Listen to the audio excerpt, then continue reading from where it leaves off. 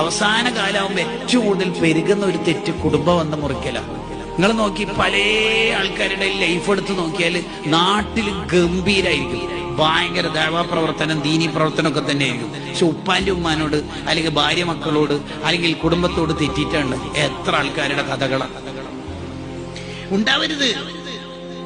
ഹംസ റളിയല്ലാഹു അൻഹു ഉഹദ് യുദ്ധത്തിൽ കൊല്ലപ്പെട്ടപ്പോ നബി സല്ലല്ലാഹു അലൈഹി വസല്ലം കുറെ നേരം കരഞ്ഞുപോയി ഹംസ തങ്ങളെ കണ്ടിട്ട്. ഹംസ റളിയല്ലാഹുവിനോട് പിന്നെന്താ നബി തങ്ങൾ ആ വഫാത്തായി പോയ ഹംസ തങ്ങളോട് എന്താ പറയുന്നറിയാ? ഇന്നക വസൂലല്ലി റഹ്മി, ഹംസത്തോറെ നിങ്ങൾ കുടുംബം എന്താ ചേർക്കുന്ന ആളല്ലേ.